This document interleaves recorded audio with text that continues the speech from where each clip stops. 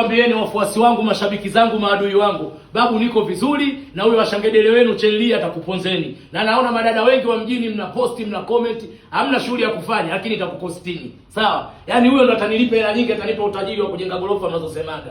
Mimi babu niko vizuri, na leo nataka nihakikishie dunia. Sasa leo ndo jiji linachangamka. Simekuwa nataka mji mchangamke, unaona babu nimekaa kimya. Nilikuwa napiga kelele Dodoma na beba maboksi. Nimemaliza.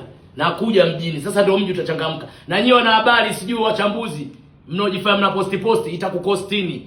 Bwana mimi ninanongwa. Huyo mpumbavu mwenzeo mdomo umemvuta kama chununu, huyo si Chenli. Naona sasa hivi ndio usubutu wake umemfikia.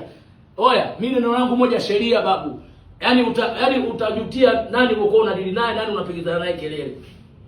Mtu mjinga unisumbue komwe kako na buguluni mwisho. Wewe asangedele wewe Chenli. Wewe, yaani sasa mimi ndio nakukata ulimi na kukata mdomo.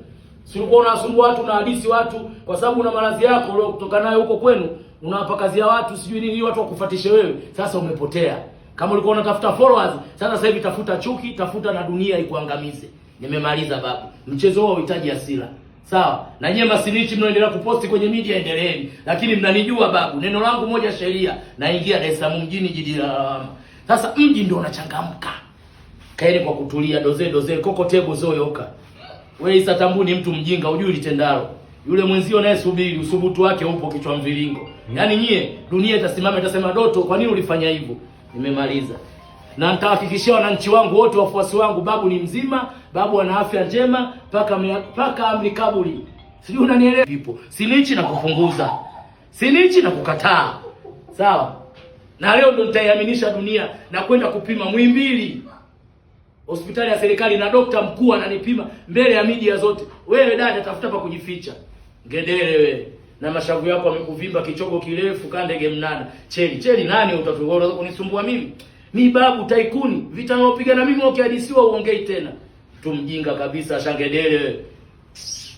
Tunaendelea tulikoishia hii kama season ya Kikorea. Narudi mjini. Suni tunaingia na ndege. Kazi ipo. Mji sasa ndio unachangamka. Si ulikuwa unataka mji uchangamke? Mji sasa ndio unachangamka.